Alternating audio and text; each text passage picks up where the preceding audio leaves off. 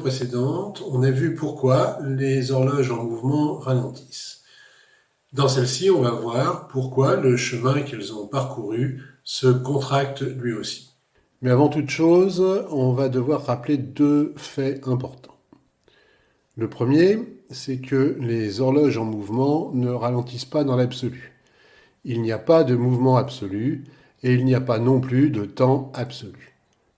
Elles ralentissent dans le référentiel de celui qui les voit bouger. Celui qui bouge en même temps qu'elles ne les voit pas ralentir. Ce n'est pas pour autant une sorte d'illusion d'optique. Elles ralentissent vraiment, et l'allongement de la durée de vie des particules atomiques en mouvement le prouve, comme on l'a vu précédemment. Si ça nous semble un peu contradictoire à ce stade, c'est parce que nous n'avons pas encore tiré toutes les conséquences des principes de la relativité d'Einstein. En effet, il nous en reste encore deux autres à découvrir, et la deuxième, justement, c'est le fait que les distances, elles aussi, sont relatives. Autrement dit, on ne mesure pas les mêmes durées, mais on ne mesure pas non plus les mêmes distances. Et c'est ce qu'on va voir maintenant de deux manières complémentaires. Premièrement, avec un petit calcul très simple, mais qui va nous demander beaucoup de rigueur dans la manière de bien le préparer. Et ensuite, avec une animation des horloges synchronisées. Alors, plaçons-nous pour commencer dans ce cas de figure. Il est très similaire à celui de la vidéo précédente. Au départ, toutes les horloges ont été synchronisées.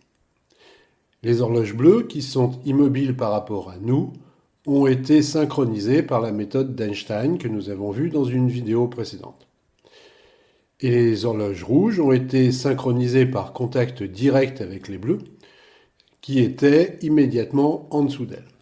Comme elles étaient au même endroit au même moment, il est donc possible de les synchroniser à ce moment précis et à cet endroit précis, sans envoyer de rayons laser ni faire de calculs compliqués. Toutes les horloges indiquent 0 à ce moment précis du référentiel bleu comme du référentiel rouge.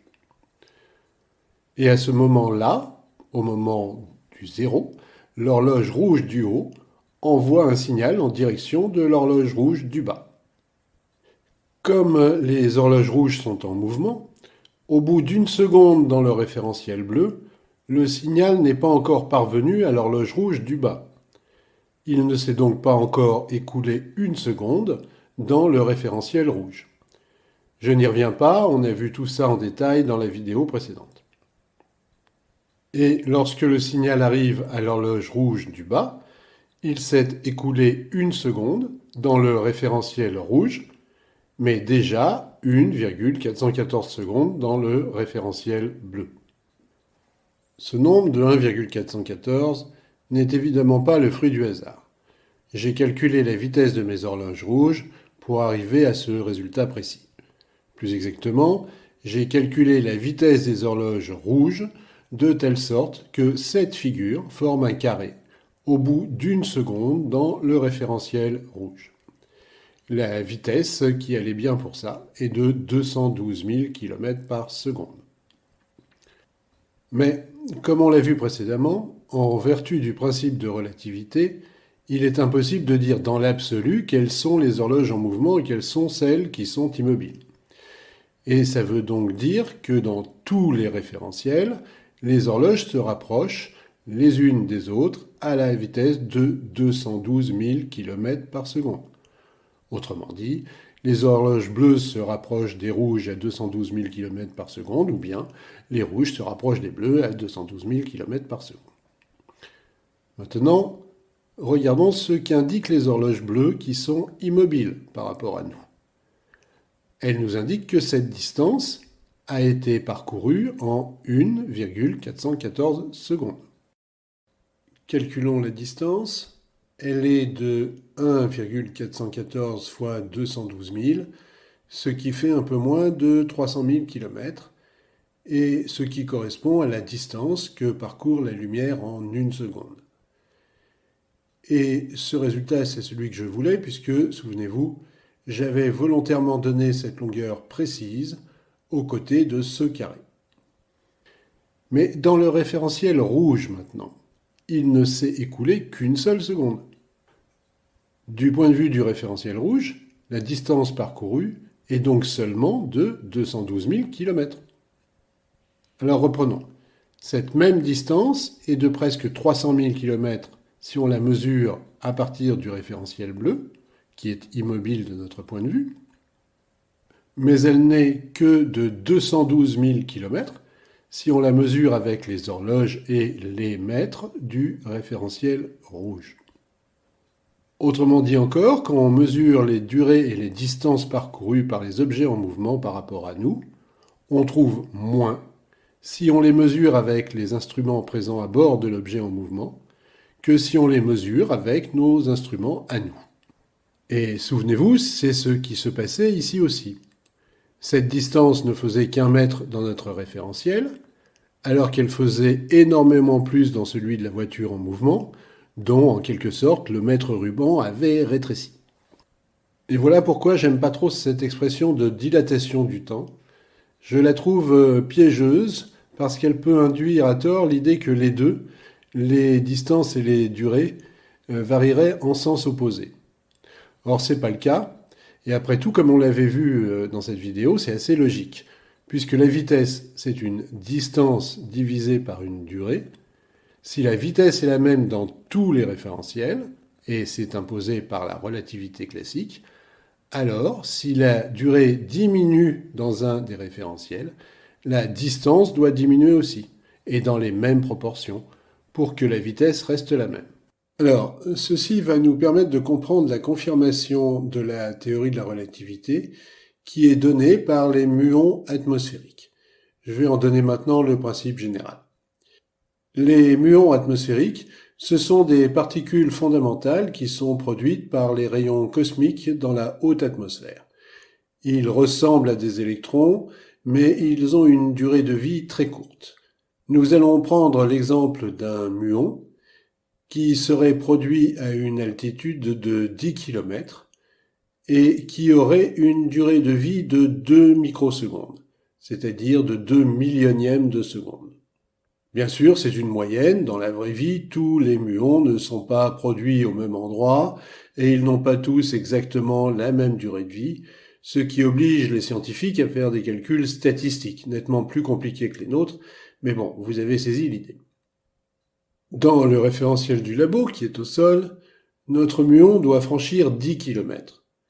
Mais ce n'est pas possible en apparence, puisque pour franchir une distance pareille en 2 microsecondes, il lui faudrait dépasser la vitesse de la lumière. Or, il parvient au sol quand même, au bout d'environ 30 microsecondes. Alors, comment est-ce que c'est possible ? La théorie de la relativité donne l'explication. Dans le référentiel du labo, l'horloge interne du muon va 15 fois moins vite, si bien qu'il peut survivre pendant 30 microsecondes de notre horloge à nous, le temps nécessaire pour parcourir les 10 km. Dans le référentiel du muon, maintenant, son horloge interne va à la vitesse normale, mais c'est la distance parcourue qui est divisée par 15, si bien qu'il peut la parcourir pendant les 2 microsecondes de sa très brève existence. Mais tout ceci, ce ne sont que des calculs assez abstraits après tout. Alors on va essayer de mieux visualiser les choses avec quelques animations. Voici une série d'horloges rouges en mouvement. J'ai volontairement pas montré la position des aiguilles car il nous reste des choses surprenantes à découvrir à ce sujet dans la prochaine vidéo. On va se concentrer simplement, pour le moment, sur les signaux de synchronisation, comme on en a déjà l'habitude désormais. Et on va regarder les choses au ralenti. Est-ce que vous voyez ce qui cloche ici ? Ben oui, comme la vitesse de la lumière doit être la même dans toutes les branches, du coup, les signaux n'arrivent plus en même temps sur l'horloge du centre. Mais on va d'abord vérifier que la vitesse de la lumière dans cette simulation est bien la même dans toutes les directions. Visuellement, c'est difficile, parce que l'horloge rouge s'éloigne du rayon lumineux de gauche, alors qu'elle part en quelque sorte à la poursuite du rayon de droite. Et notre vue nous trompe en nous faisant percevoir la vitesse relativement aux horloges. Notre vue nous indique mal la vitesse à laquelle la lumière s'éloigne de l'endroit où elle a été émise. Pour remédier à ça, utilisons des cercles qui resteront centrés sur le point d'émission. Voici le résultat. On voit que les deux signaux horizontaux reviennent bien sur l'horloge centrale en même temps, au même moment. Et c'est normal, puisque le temps que l'un met à avancer d'abord puis à reculer ensuite est le même que celui que l'autre met à reculer d'abord puis à avancer ensuite. En revanche, le signal vertical, lui, revient plus vite sur l'horloge centrale. Et ça, comme on l'a vu précédemment, ça ne correspond pas du tout à ce qui se passe dans le référentiel où les horloges sont au repos et où tous les signaux, les trois signaux, reviennent en même temps. Alors, si les choses se passaient comme ça, on aurait un moyen de savoir quelles sont les horloges qui bougent, ce qui serait contraire au vieux principe de relativité de Galilée, et à tous les résultats d'expérience que nous avons obtenus depuis. Or, que ça nous plaise ou non, la nature ne se comporte pas de cette manière. Si les trois rayons reviennent au même endroit et au même moment dans le référentiel au repos, c'est un élément de réalité objective. Ils doivent donc faire la même chose dans tous les référentiels. Je vais maintenant raccourcir la distance qui sépare les horloges dans le sens de leur mouvement. De quelle quantité? Eh bien, exactement du facteur de Lorentz. Autrement dit, je vais la diviser par 1,414. Et je vais en profiter pour remettre les aiguilles de la branche verticale. Comme ça, vous devinez dès à présent que ce sont les autres horloges qui nous réservent une petite surprise dans la prochaine vidéo. Voilà. Maintenant, tous les signaux reviennent bien sur l'horloge centrale en même temps, avec une vitesse de la lumière qui est exactement la même dans toutes les directions, conformément à ce qui se passe dans la nature. Une petite mise en garde avant de nous quitter. À ce stade, n'allons pas trop vite en besogne. La dilatation des temps et la contraction des longueurs permettent de comprendre pas mal de choses, par exemple dans cette célèbre explication de la cause relativiste du champ magnétique, qui a été proposée en son temps par Richard Feynman, et que vous connaissez déjà peut-être. Dans le cas contraire, je mets un lien dans la présentation ci-dessous. Mais attention, un savoir incomplet est parfois piégeux, et ces deux phénomènes de la dilatation des temps et de la contraction des distances n'expliquent pas tout. Il nous reste encore une conséquence importante à étudier pour avoir enfin un tableau un peu plus complet de notre sujet, et ce sera l'objet de la prochaine vidéo. Comme vous l'avez sans doute deviné, cette troisième conséquence a aussi quelque chose à voir avec la synchronisation des horloges, et elle va nous permettre d'étudier la question de la contraction des longueurs d'une manière encore plus rigoureuse. Pour ne pas la rater, pensez à vous abonner, et si cette vidéo vous a plu, merci de lui donner un petit pouce bleu pour qu'elle ait une chance de toucher un public un peu plus large. Et à bientôt!